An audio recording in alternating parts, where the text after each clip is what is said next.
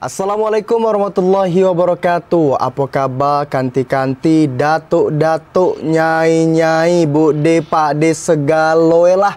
Mudah-mudahan dalam keadaan sehat walafiat. Amin. Cara macam saya kok rasa kula serak, pilek, makan demam. Kurang cukup beruntungnya tak sakit hati. Waduh. Kenapa cuaca panas kok saya biajat naik terus. Oh, iya pula. Yo, kita tengok memang beberapa hari kebelakangan kok panas benar lah. Iya, panas. Kudu hitam wan Mana tengok? Benar pula hitam kan rambut tuh Agak hitam tadi memang yo. Tapi Rani kini kok sehat kan? Itulah tadi tuh agak harus macam tu lah. Dah lelah yang penting agak batuk dikit, tapi masih bisa lah bercakap kok.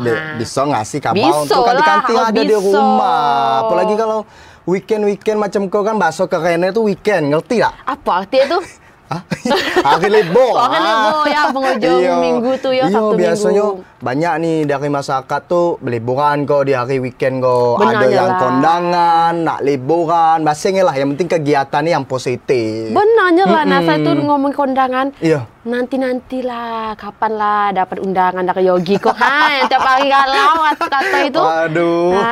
Kaget saya bagilah info ya. Yang penting kaget ayuk saya dulu kau. Kau ke posisi ayuk kan, kaget kita dapatlah info undangan pernikahan dari Khairani Liana. Macam tu kata-kata kaget gitu undangan. Info kita kasih info kabar kita hari ko bela dulu kok.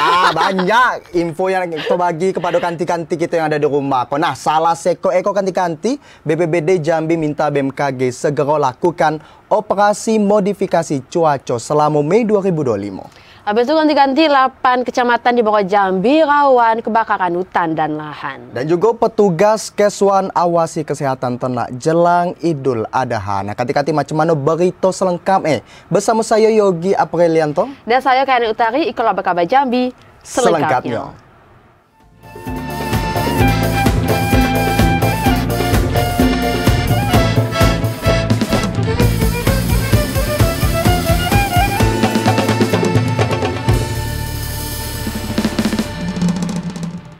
Nah, kanti-kanti mengawali informasi berkabar Jambi pada siang hari ko, BPBD Provinsi Jambi lah minta BMKG untuk mulai lakukan operasi modifikasi cuaca pada bulan Mei iko. Karena guna mengantisipasi kebakaran hutan dan lahan atau karhutla. Berbagai upaya telah dilakukan BPBD Provinsi Jambi untuk mengantisipasi karhutla sejak dini. Salah satunya melalui operasi modifikasi cuaca atau OMC.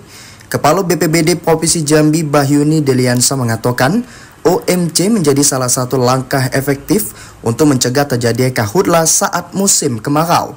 Selama bulan Mei iko, BPBD Provinsi Jambi telah meminta BMKG Jambi untuk melakukan OMC. OMC akan mempercepat turunnya hujan yang membasahi sebagian wilayah, khususnya di daerah lahan gambut.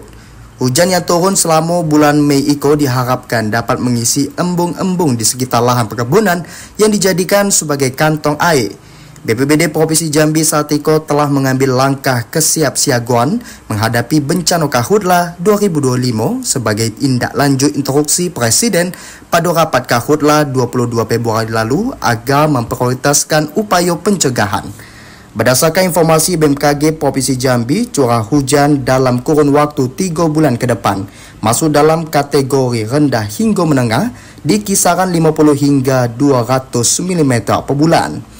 Diprediksi awal musim kemarau di wilayah Provinsi Jambi pada tahun itu terjadi pada Mei Desarian 1 hingga Juni Desarian 1 dengan puncak musim kemarau pada periode Juni hingga Juli 2025. Sementara berdasarkan prediksi indeks kesesuaian iklim, kejadian titik panas karhutla di wilayah Provinsi Jambi berpotensi terjadi di wilayah Batanghari, Bungo, Merangin, Muaro Jambi, Sarolangun, Tanjung Jabung Barat, Tanjung Jabung Timur, Tebo dan Kota Jambi.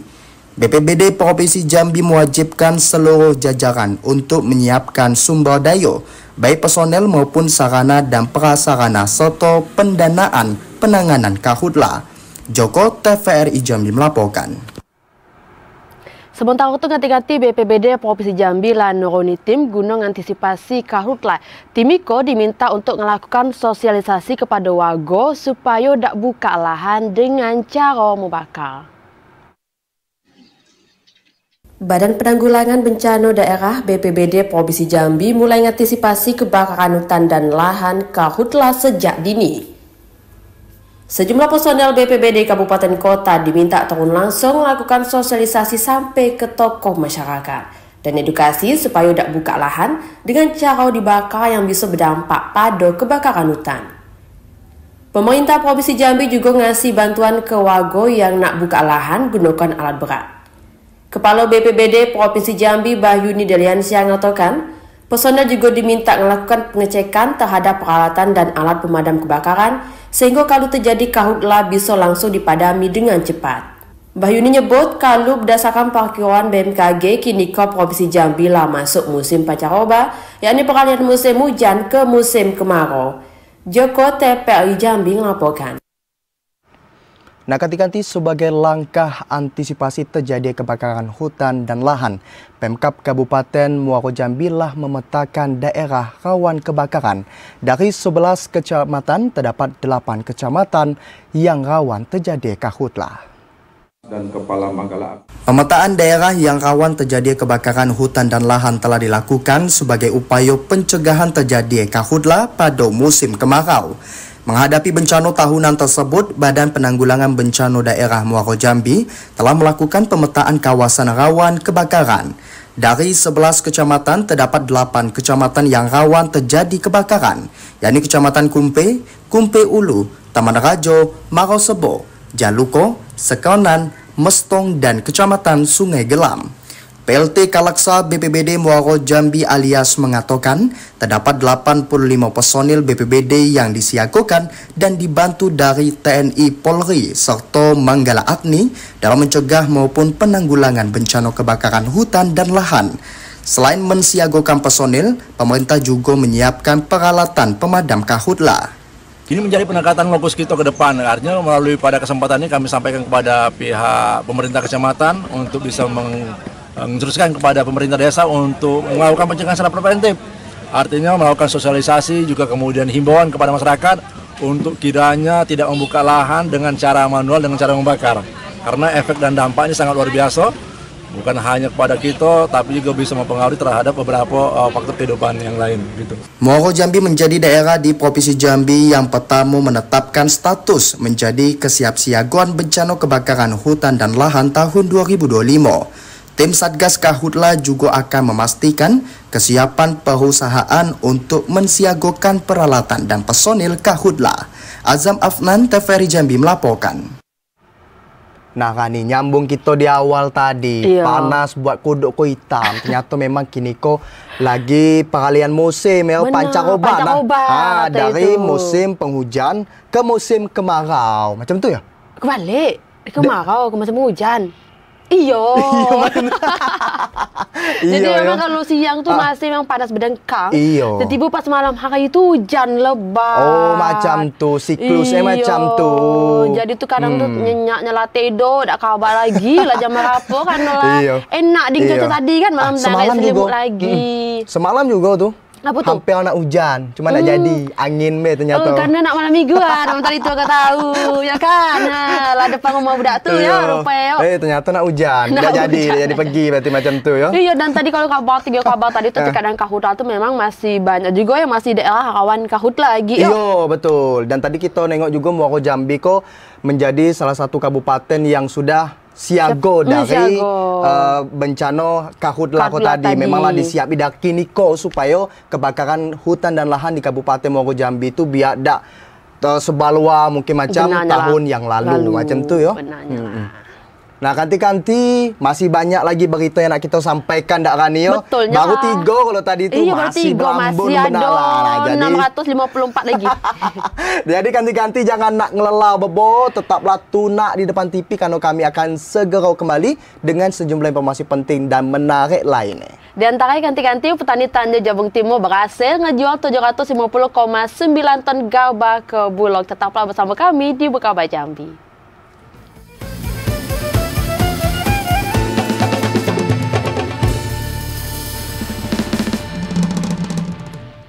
Moga ganti-ganti masih sio nonton kami ko di Bekabah Jambi. Ganti-ganti dengar lagi ko nak Hari Raya Kurban. Untuk itu pemerintah Kabupaten Batanghari melakukan pengawasan yang ketat benala terhadap hewan ternak supaya aman pas untuk dikubani lagi. Berbagai upaya dilakukan petugas kesehatan hewan dalam mengantisipasi penyakit hewan ternak yang bakal dikubani. Salsi Koe dengan melakukan pengawasan dan pengecekan kesehatan ternak punyok peternak yang ada di Batanghari. Kepala Bidang Peternakan dan Kesehatan Hewan Dinas Perkebunan dan Peternakan Batanghari, Aprizal mengatakan, salah satu langkah antisipasi yang telah dilakukan yakni dengan ngasih vaksin kepada ternak sapi, kebo maupun kambing. Vaksin itu diharapkan bisa ngasih efek kekebalan tubuh untuk hewan supaya tidak mudah terserang berbagai jenis penyakit. Sebagai PMK itu, kalau PMK itu secara nasional kan Pak, sekarang kan. Jadi kami sudah memberikan vaksin beberapa waktu lalu. Kalau ini barang ini kita vaksin, itu insya Allah tahan dengan penyakit yang mematikan tadi. Sementara itu peternak juga diimbau untuk bisa jaga kebersihan kandang ternaknya sehingga hewan yang bakal diperjualbelikan dalam keadaan sehat dan layak dikurbani. Adi Juniawan, TVRI Jambi melaporkan. Informasi lainnya kanti-kanti ratusan ton gabah petani di Kabupaten Tanjung Jabung Timur lah diserap Perum Bulog dengan HPP Rp6.500 per kilogram. Di mana petani akui senang karena program Astacita Presiden Republik Indonesia dapat terlaksana. Petani di Kabupaten Tanjung Jabung Timur berhasil menjual gabah seberat 750,9 ton ke Perum Bulog cabang Kuala Tungkal. Dengan diterimai hasil pertanian oleh pihak Bulog, para petani sangat berantusias meningkatkan hasil pertanian yang masih dalam proses panen dan diharapkan program tersebut berjalan konsisten ke depannya. Kabid Ketahanan Pangan Dinas Tanaman Pangan Hortikultura Kabupaten Tanjung Jabung Timur, Mahmud mengatakan, ada 3 kecamatan yang diserap Bulog di musim panen pertama. Kecamatan tersebut yakni Nipah Panjang, Geragai, dan Muaro Sabak Barat. Gabah yang diserap mencakup gabah kering panen dan kering giling dari berbagai varietas, baik unggul maupun lokal. Gabah kering panen yang diserap kali itu dihargai Rp6.500 per kilogram, sesuai ketentuan harga pembelian pemerintah atau HPP. Antusiasme petani begitu tinggi mengingat harga yang ditetapkan sesuai harapan orang tua. Selain itu, petani juga menyampaikan harapan agar Bulog tetap konsisten menyerap gabah hasil panen mereka demi menjamin stabilitas harga dan kesejahteraan petani. Untuk meningkatkan hasil produksi swasembada pangan, Pemkab Tanjung Jabung Timur menggandeng Brigade Pangan guna optimalisasi lahan indeks pertanaman dari 1 menjadi 3 kali tanam dalam setahun. Informasi hari ini dapat dari Bulog ada lebih kurang 750,9 ton gabah petani yang sudah Bulog ada di beberapa kecamatan di Nipah Panjang, kemudian di Kecamatan Geragai dan di Sabak Barat. Jadi Bulog sudah juga melakukan penyiapan gabah dalam rangka untuk menunjang swasembada pangan di pertanian. Dengan dimulai penyerapan gabah iko, harapan petani akan stabilitas harga dan keberlanjutan usaha tani kian meningkat. Kendati demikian, dukungan lintas sektor mulai dari infrastruktur hingga pendampingan teknis tetap menjadi kebutuhan mendesak yang tidak boleh diabaikan. Khalifa Fatria, TVRI Jambi, melaporkan. Nah, kita ke kabar lainnya pula ganti-ganti di mana dapur umum untuk program makan bergizi gratis yang berada di bawah naungan Yayasan Pelita Prabu Berjaya Indonesia lah siap 100%. Tapi ganti-ganti masih ada 2 syarat administrasi yang harus dipenuhi sama pemerintah Kota Sungai Penuh. Progres pembangunan dapur umum di bawah Yayasan Pelita Prabu Berjaya Kota Sungai Penuh baik dari segi fasilitas, pegawai, logistik, dan vendor untuk MBG lah siap 100%. Komandan Kodim 0417 Letkol Eko Budiarto mengatakan, walaupun progres pembangunan dapur umum di Kota Sungai Penuh lah siap 100%, tapi masih ada persyaratan administrasi yang perlu disiapi sama pemerintah Kota Sungai Penuh, yakni rekening virtual dan anggaran running. 2 syarat kau wajib disiapi sama pemerintah Kota Sungai Penuh untuk diajui ke Badan Gizi Nasional. Selain itu, dalam anggaran running IKO bakal tertuang jumlah anggaran MBG untuk jangka waktu 10 hari ke depannya. Ketua Yayasan Pelita Prabu Wijaya Indonesia Kota Sungai Penuh Hedrin mengatakan, realisasi pelaksanaan MBG di Kota Sungai Penuh seharusnya bisa dilaksanakan pada Senin 5 Mei 2025 kemarin. Tapi ada instruksi dari Badan Gizi Nasional untuk melengkapi syarat rekening virtual dan anggaran running sehingga pelaksanaan MBG di Kota Sungai Penuh harus ditunda lebih dulu. Hingga kini pihaknya masih nunggu rekening virtual dan anggaran running yang bakal disiapi sama pemerintah Kota Sungai Penuh. Dengan lengkapnya syarat maka program MBG di Kota Sungai Penuh bisa dilaksanakan. Fahlan Diandra, TVRI Jambi melaporkan. Nah, ganti-ganti semoga tadi syarat yang belum dilengkapi itu segera terlaksana supaya program tadi cepat terlaksana dan berjalan lancar tentunya. Wah, pengen ya awak kau ngasoi cemano makan bergizi gratis itu untuk sekolah awak lah tidak. Saya masih sekolah yuk. Sekolah mana? Mana kartu pelajar yang masih ada? Ada kartu mahasiswa do.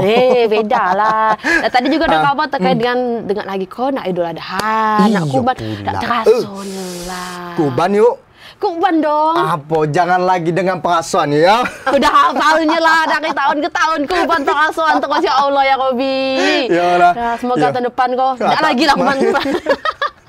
Dari tahun ke tahun nyebutnya macam tu. Ganti gitu kau juga lapar. Budak kau pasti tahun kau kurban perasaan lagi kau. Aduh, tapi mudah-mudahan karena kita Idul Adha tu sekitar tanggal 7 atau 6 Juni lah. Mudah-mudahan sembari menunggu waktu itu kita bisa nabung, bisa berkurban. Amin ya Allah. Mudah-mudahan juga kanti-kanti yang ada di rumah Nyai Datuk dimudahkanlah rezeki Amin. Biar bisa nyembelih kaki apa kurban sapi, kambing, jangan ayam. Itu untuk apa kaki di rumah untuk rasa apa bisa juga. Iya. Nah, ngomong apa-apa kanti-kanti jangan nak beli santan dulu dah rasa apa. Karena sadar lupa kami masih balik hadir dengan sejumlah informasi penting dan menarik lainnya. Nah, di antara kanti-kanti Pemprov Jambi akan memperbaiki jalan penghubung 3 desa di Rendah Pemetik.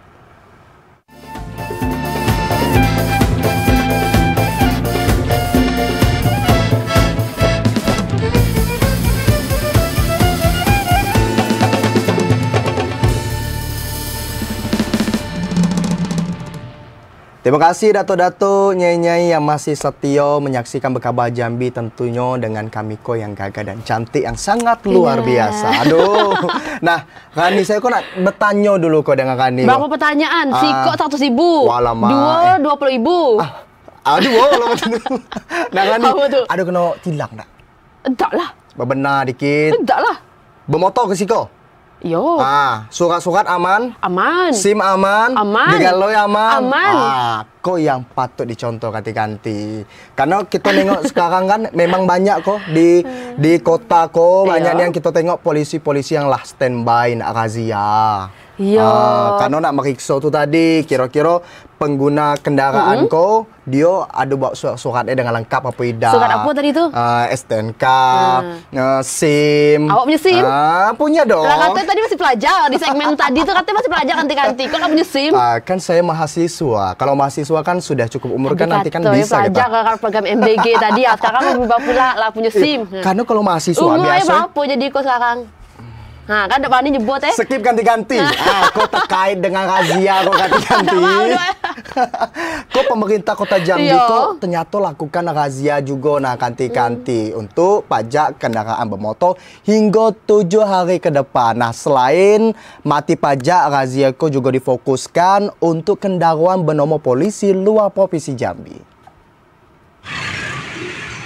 Pemerintah Kota Jambi kembali menggelar razia pajak kendaraan bermotor pada 15 Mei hingga 21 Mei 2025 mendatang. Itu salah satu upaya yang dilakukan Pemkot Jambi dalam meningkatkan pembayaran pajak kendaraan.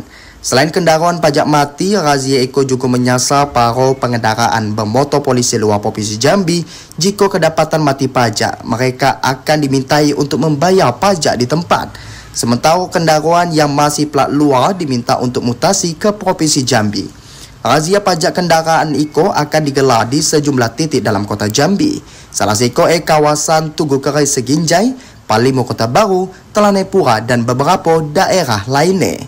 Untuk PKB terjadi peningkatan pembayaran pajak dari masyarakat, jadi tidak menunggu saat razia kemudian masyarakat melakukan pembayaran pajak.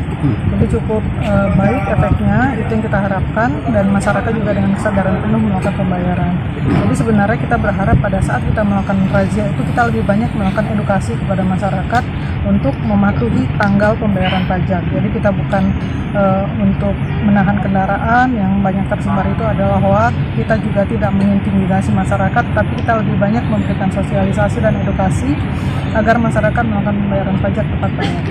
Setelah dilakukan razia sejak awal bulan kemarin, terdapat peningkatan pajak kendaraan karena banyak masyarakat yang datang ke Samsat untuk membayar pajak secara mandiri.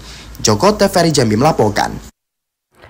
Kita ke Kabupaten Batanghari pula kanti-kanti di mana pemerintahnya bakal melakukan pembangunan infrastruktur jalan sepanjang 1,7 km di Desa Singkawang. Nah, dananya itu berasal dari dana bagi hasil dari perusahaan sawit.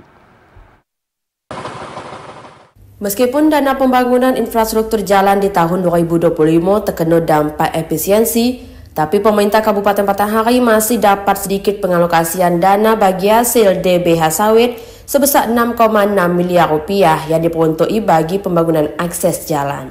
Kepala Dinas Pekerjaan Umum dan Tata Ruang Kabupaten Batanghari Ajari Sawin mengatakan, lokasi jalan yang dibangun lagi berada di Desa Singkawang, Kecamatan Muara Bulian, dengan panjang nyampe 1,7 km.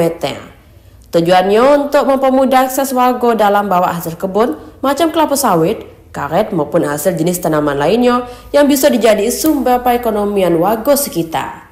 Agensi dan pemerintah pusat bahwa kegiatan PUPR seluruhnya 80% efisiensi.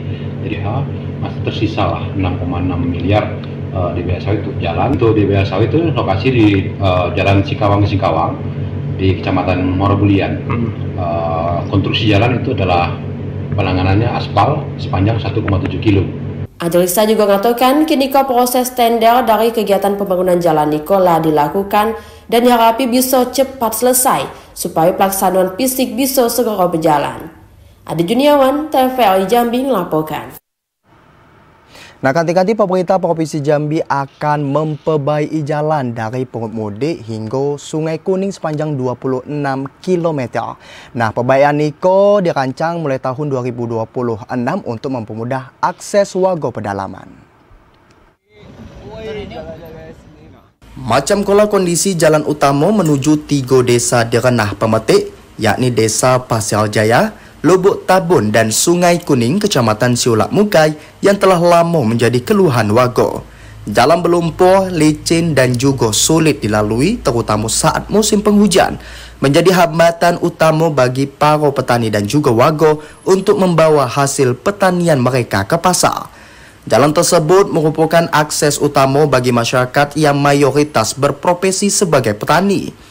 Setiap hari jalur iko menjadi penyambung antara lahan perkebunan dan pasar, serta antara desa dan pusat pelayanan publik. Gubernur Al-Haris mengatakan pemerintah Provinsi Jambi memastikan akan memperbaiki ruas jalan dari Pungut Mudik menuju Sungai Kuning sepanjang 26 km. Rencana iko akan dimulai dikejokan pada tahun 2026. Langkah tersebut diambil untuk meningkatkan akses dan juga memperlancar mobilitas warga, terutama yang tinggal di daerah pedalaman. Nanti jarak angkut dari sini ke Kota Solo ke Provinsi ke Jambi itu sekian 10 jam. Sampai Jambi nanti busuk barangnya. Nah, kalau jalannya mulus, ini yakin saya banyak hasil produksi yang di sini nanti bisa kita jual ke luar daripada Jambi bahkan nanti. Pembangunan jalan iko menjadi prioritas Pemprov Jambi karena sangat dibutuhkan oleh masyarakat. Dengan memperbaiki jalan diharapkan aktivitas ekonomi warga dapat tumbuh lebih cepat dan distribusi barang serta jasa menjadi lebih lancar. Ilwan TVRI Jambi melaporkan. Ganti-ganti masih ingat dengan kasus tersangka OEL terkait dengan penyalahgunaan gas LPG bersubsidi. Nah, saksi ahli dari Kementerian Perdagangan bakal dimintai keterangan untuk melengkapi bekas perkara tersangka OEL. Subdit 1 Indaksi Polda Jambi bakal minta keterangan saksi ahli dari Kementerian Perdagangan terkait kasus penyalahgunaan gas LPG subsidi yang berhasil diungkap Polda Jambi di Kabupaten Batanghari. Pemeriksaan saksi ahli Iko guna melengkapi berkas perkara tersangka RR, warga Kelurahan Kridadi, Kabupaten Batanghari. Pandit Subdit 1 Indaksi Direktorat Reserse Kriminal Khusus Polda Jambi Ibda Ferdi mengatakan, kini berkas perkara masih dilengkapi sama penyidik kepolisian, termasuk masih dilakukan pemeriksaan sejumlah saksi. Kalau pemeriksaan saksi lengkap, kelagi bekas perkara tersangka bakal segera dilimpah ke Jaksa Kejati Jambi. Sementara itu, tersangka terjerat Undang-Undang Nomor 8 Tahun 99 tentang Pelindungan Konsumen dengan ancaman 5 tahun pidana kurungan penjara. Untuk berkas LPG yang kita tangani saat ini masih dalam proses penyidikan, dimana kemarin kita baru melakukan penimbangan di metrologi legal dan saat ini kita sedang menunggu hasil dari penimbangan tersebut dan kemudian akan kita bawa ke Kementerian Perdagangan untuk memeriksa ahli. Sebelumnya, RR warga Kelurahan Kridadi, Kabupaten Batanghari dibekuk terkait kasus penyalahgunaan gas LPG bersubsidi. Pemilik pangkalan gas resmi di Batanghari nekat mindari si tabung gas subsidi ke tabung gas non-subsidi. Gunakan alat penyulingan, pelaku mindahi 30 tabung gas LPG bersubsidi yang tidak disalurkan ke warga ke tabung gas limo dan 12 kg. Aisyah, TVRI Jambi melaporkan. Nah, semoga dan kabar tadi Kogi, jadi penyaluran untuk gas subsidi itu emang tepat sasaran untuk kanti-kanti kita, dan juga jangan sampai lagi ada oknum yang curang tadi, yang gas yang tidak disaluri ke kanti-kanti kita yang butuhkan malah ditaruhnya lagi ke tabung gas yang tidak bersubsidi, dijual lagi ke kanti-kanti dengan harga yang mahal. Iya, itulah tadi. Nah, jangan sampai macam tuh. Masuklah balik penjara. Macam tadi itulah contohnya, itulah janganlah nak contoh. Nah, kanti-kanti jangan nak ngelelah bobo dulu, karena kita akan segera kembali dengan sejumlah informasi penting dan menarik lainnya untuk kanti-kanti yang ada di rumah. Dan tahu kanti-kanti, polisi nemui ladang ganja siap panen di lahan 1,5 hektar. Nah, camannya informasi lengkapnya tetaplah bersama kami di Bekaba Jambi.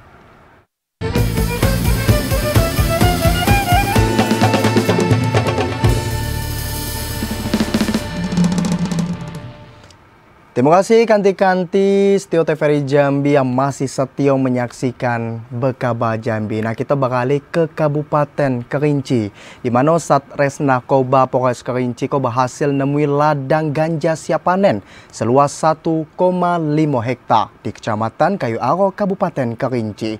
Nah, saat itu polisi masih memburu pemilik tanaman ganja tersebut. Tim Satres Narkoba Polres Kerinci menyusuri perkebunan warga di kaki Gunung Kerinci, tepatnya di Desa Sungai Dalam, Kecamatan Kayu Aro, Kabupaten Kerinci. Penelusuran Niko menyusul ada informasi dari masyarakat terkait keberadaan ladang ganja di area perbukitan. Untuk bisa sampai ke lokasi ladang ganja, pihak kepolisian harus berjalan kaki selama 1,5 jam menelusuri semak-semak belukar perbukitan di kaki Gunung Kerinci. Untuk mengelabui petugas, pohon ganja ditanam di antara semak-semak belukar di area peladangan milik warga yang sudah lama tidak digarap. Diduga pohon ganja sudah lama ditanam, yakni sekitar 4 atau 6 bulan di lahan seluas 1,5 hektar itu dan sempat dipanen pemilik. Barang bukti 19 batang tanaman ganja seberat lebih kurang 35 kg dibawa ke Mapolres Kerinci guna penyelidikan lebih lanjut. Untuk ketinggian tanaman ganja siap panen tersebut bervariasi, mulai dari 1 hingga mencapai 1,5 meter lebih.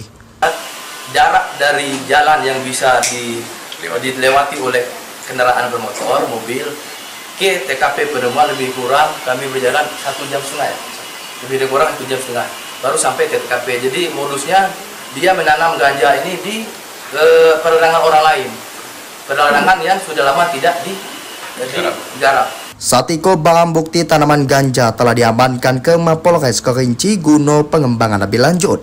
Sementara pemilik ladang ganja masih diburu oleh polisi. Ilwan, TVRI Jambi melaporkan. Ketiganti Wali Kota Jambi Maulana minta semua kepala dinas untuk ngawasi pegawainya supaya tidak terlibat judi online. Hal itu jadi perhatian khusus karena Jambi menjadi wilayah yang tertinggi secara nasional terkait dengan judi online. Judi online masih jadi perhatian serius untuk pemerintah Kota Jambi, terutama di kalangan pegawai pemerintah yang harus diantisipasi supaya tidak terlibat di dalamnya. Wali Kota Jambi Maulana minta seluruh kepala dinas melakukan inventarisir pegawainya yang bermain judi online, karena judol bisa merusak nilai moral yang bakal berdampak pada pelayanan masyarakat. Sehingga perilaku itu harus diantisipasi dengan baik supaya pegawai pemerintah Kota Jambi bisa bekerja dengan baik. Maulana instruksi seluruh kepala PD untuk melakukan inspeksi mendadak pada HP pegawai untuk nyegah permainan judi online. Ekonominya hancur, karirnya hancur, keluarganya hancur. Maka ini menjadi kita agak sedih kenapa kita jadi nomor 1 se-Indonesia, padahal kita kotanya religius, adat juga terjaga. Berarti di ruang-ruang private ini bahaya. Mungkin dia, mohon maaf, ibadahnya bagus, tapi begitu dia sendiri di ruang private dia berjudi secara online. Ini kan ruang-ruang privat. Maka solusinya setiap secara periodik, setiap apel misalnya atau acara apa, kepala dinas ngecek. Kalau ada situs judi online hapus. Atau kalau dari story-nya dia pernah main, kasih nasihat. Kalau kedapatan pegawai pemain judi online, Wali Kota Jambi bakal melakukan pembinaan dan sanksi sesuai dengan aturan yang berlaku. Joko TPI Jambi melaporkan.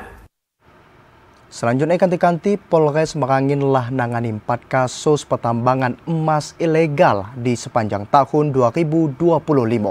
Kepolisian kesulitan melakukan penegakan hukum lantaran masyarakat setempat terlibat dalam aktivitas ilegal itu.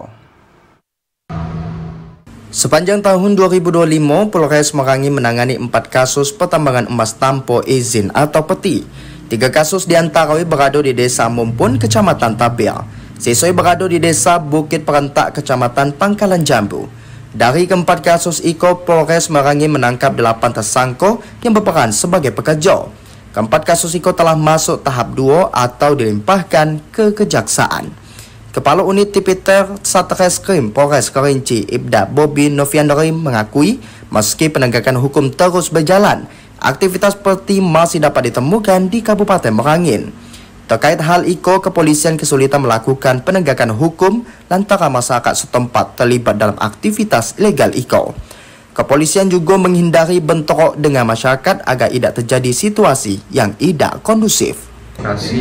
Yang memang sulit untuk kami lakukan penindakan, dalam artian ada memang masyarakat setempat yang mendukung aktivitas tersebut. Jadi aktivitas kami selaku penegak hukum terkendala di masyarakat tersebut.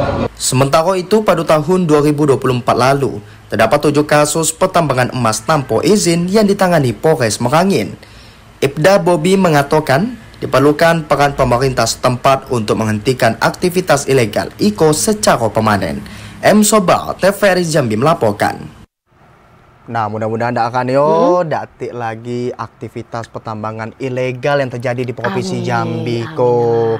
Dan juga tadi kita nengok ada berita terkait dengan judol. Kalau lah nyebut judol ko, agak kesalnya nase dah. Kenapa tuh? Karena memang kita tengok realita yang terjadi di lingkungan. Terus saya ni banyak memang yang sudah main judol tuh. Mulai dari anak-anak, remaja, dewasa, yang tua. Iya, jadi tidak nak umum lagi. Biasa kan kita nengokin lah orang dewasa. Sampai budak kecil pun dah tahu main judi online. Itulah. Jadi kita kok memang nak ngimbau juga kepada kanti-kanti yang ada di rumah tuh, gimana cara kita kok bisa menggunakan media sosial tuh dengan baik dan bijak. Apalagi kan seluruh teknologi yang ada kok canggih galau, nak ngapain bisa kita dalam tuh dak. Iya, tapi usahakan kita melakukan hal-hal positif baik. Gunakan teknologi untuk hal-hal yang bisa membangun diri kita, bukan yang bawa kerugian dan dampak negatif untuk kita dan lingkungan kita.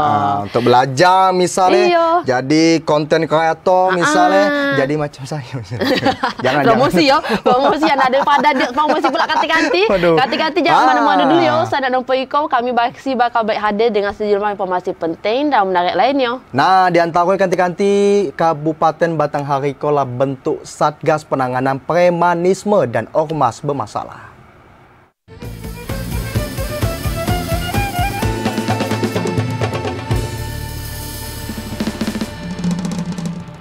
Makasih ngati-ngati masih nonton Bekaba Jambi. Nah, kabar selanjutnya kanti terkait dengan puluhan pedagang kaki limo di sekitar Tugu Pedang dan di pinggir Jalur 3, Kecamatan Bangko, Kabupaten Merangin, direlokasi ke titik lain supaya pedagang lebih aman dari premanisme dan pungutan liar. Sehabis ditutupi puluhan pedagang kaki limo PKL di sekitar Tugu Pedang dan di pinggir Jalur 3, Kecamatan Bangko, Kabupaten Merangin, direlokasi di 3 titik, yakni lapangan Koramil Bangko, Pasar Rakyat, dan Sungai Ular. Para pedagang kuliner tidak diperkenankan berjualan di lokasi yang jadi ruang terbuka hijau, LTH, dan trotoar yang bisa ganggu pengguna jalan. Salah seorang pedagang di lapangan Koramil Bangko yang mengatakan sejak pindah selama 2 pekan di lapangan Koramil Bangko, pendapatannya menurun hingga 40%. Warga tampak masih enggan ke lokasi meskipun tidak jauh dari Tugu Pedang. Ria masih berharap bisa berjualan di pinggir jalan sekitar Tugu Pedang. Harapannya ya kalau bisa kami dikembalikan lagi jualan di tepi jalan, insya Allah dengan aturan yang ada. Misalnya steril setelah jualan, sampah dikumpulkan. Misalnya jam kantor, insya Allah biasanya tidak mengganggu pemandangan. Bupati Merangin Muhammad Joko mengatakan penertiban pedagang dan relokasi ke tujuan supaya kota Bangko lebih tertata. Selain itu juga supaya pedagang lebih aman dari premanisme dan pungutan liar. Ada kita persiap lagi, insya Allah di Sungai Ular yang kita mau tata lagi. Oke, Pak. Artinya nanti mereka lebih rapi.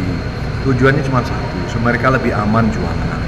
Yang kedua, mereka tidak harus membayar luar dari sudah ditetapkan oleh pemerintah. Tidak ada pungutan liar, tidak ada mohon maaf, premalisme dan lain sebagainya. Dan kalau ada bantuan pemerintah, mereka bisa dapatkan. Bupati juga mengatakan PKL yang telah direlokasi bakal didaftari sehingga berizin dan bisa menerima bantuan khusus untuk UMKM. M. Sobar, TPLI Jambi melaporkan. Kanti-kanti Pemkab Batanghari membentuk satuan tugas pemberantasan premanisme yang melibatkan instansi terkait. Nah, langkah tersebut sebagai upaya mengatasi maraknya premanisme dan gangguan ormas terhadap gangguan usaha di setiap daerah. Langkah dan upaya pemberantasan aksi premanisme yang kini mulai meresahkan masyarakat mulai dilakukan Pemkab Batanghari, yakni dengan membentuk Satgas Terpadu Operasi Penanganan Premanisme dan Ormas Bermasalah. Kepala Bidang Ekonomi Sosial Budaya Agama dan Ormas Badan Kesatuan Bangsa dan Politik Batanghari, Zamhuri mengatakan, saat itu proses pembentukan Satgas sudah dalam proses penerbitan surat keputusan dari Bupati Batanghari. Nanti setiap anggota Satgas memiliki peran penting mulai dari upaya pencegahan, pengendalian, serta penindakan. Satgas IKO melibatkan sejumlah unsur OPD terkait, kepolisian TNI, kejaksaan, tokoh agama, hingga semua unsur di kecamatan. Terkait pembentukan Satgas penanganan premanisme dan ormas bermasalah. Kalau sekarang sedang dalam pembentukan dan SK-nya sedang dalam proses. Instansi yang dilibatkan pertama kali adalah kepolisian, TNI, dan kejaksaan. Satgas ini terdiri dari 4 Satgas komunikasi publik dan pencegahan. Dengan adu Satgas IKO diharapkan dapat menghilangkan aksi premanisme serta ormas bermasalah sehingga para pelaku investasi di dunia usaha dapat lebih nyaman dan aman dalam menjalankan usaha di Batanghari. Adi Juniawan, TVRI Jambi melaporkan. Nah, nekat melakukan pungutan liar ke sejumlah sopir truk angkutan batu bara 7 cowok dari Ingko sama Polda Jambi. Macam kola detik-detik video amatir yang ningoi keributan antara sejumlah pria dengan sopir truk batu bara yang terjadi di Desa Tanjung Pau kilometer 32 Kecamatan Mestong, Kabupaten Muaro Jambi. Pada video itu, sejumlah kendaraan truk batubara berhenti dan sejumlah massa diduga lagi melakukan aksi pengeroyokan seorang sopir batubara. Direktur Reserse Kriminal Umum Polda Jambi Kombes Pol Manang Subeti mengatakan, dari kasus itu polisi telah mengantongi 9 orang nama dan 7 diantaranya berhasil diringkus. Ketujuh orang pelaku itu diantaranya Agung, Dimas, Rido, Ade, Ara, Irfan dan Temi warga Muaro Jambi. Orang itu diamani sehabis nekat melakukan pungutan liar ke sejumlah sopir batubara Bahkan dari hasil pemeriksaan salah sikok dari pelaku positif mengonsumsi narkoba. Masyarakat yang lain ya sepanjang jalur-jalur pengangkutan batubara itu hentikan tindakan-tindakan pemerasan ya, pungli-pungli itu. Apalagi kalau kalian memaksa melakukan kekerasan, mengeroyok dan sebagainya, pasti akan kami proses secara tegas. Kini kok pelaku lah diamani di Polres Moro Jambi. Atas perbuatannya pelaku dikenakan pasal 170 KUHP pidana. Asya TVRI Jambi melaporkan. Nah, selanjutnya kanti-kanti polemik angkutan tambang batubara melalui jalur darat di Jambi Satiko kian tidak beraturan. Meskilah dilarang, namun truk-truk bermuatan batubara masih beneka parkir liar di bahu jalan lintas timur Sumatera, Jambi, Palembang pada siang hari. Macam kolah penampakan truk-truk bermuatan tambang batubara yang terlihat memakirkan kendaraannya di bahu jalan lintas timur Sumatera, Jambi, Palembang, tepatnya di Kecamatan Mestong, Kabupaten Muaro Jambi. Angkutan batubara yang parkir liar di bahu jalan saat siang hari itu dapat memicu terjadian berbagai masalah di jalan umum. Di antaranya membahayakan pengguna jalan lainnya, mengganggu kelancaran arus lalu lintas, menyebabkan kemacetan dan kerusakan jalan. Meski dilarang, namun angkutan batubara itu masih baik neka parkir di bahu jalan dan bahkan ada juga yang sampai memakan badan jalan. Persoalan parkir liar truk batubara di bahu jalan itu menambah daftar panjang polemik masalah angkutan tambang batubara di Jambi. Kepala Dinas Perhubungan Kabupaten Muaro Jambi Muhammad Taufik Hidayat mengatakan, berdasarkan peraturannya, truk angkutan tambang batubara hanya dapat melintas mulai dari jam 8 malam hingga jam 4 pagi. Terkait dengan maraknya truk batubara yang parkir di bahu jalan, Dinas Perhubungan Muaro Jambi akan melakukan patroli bersama stakeholder terkait. Selain pengawasan dan penindaan, penyediaan lahan parkir khusus untuk truk angkutan tambang batubara sangat diperlukan agar persoalan truk batubara parkir di bahu jalan dapat teratasi. Azam Afnan, TVRI Jambi melaporkan. Nah, kanti-kanti lah kasolah sejam kami ngawan di kanti-kanti kok di Pekaba Jambi. Mau kasih atas perhatian dan kebersamaannya. Saya Kanutari dan saya Yogia Perlianto bersama kabar kerja yang bertugas pamit undur diri. Wassalamualaikum warahmatullahi wabarakatuh dan sampai jumpa.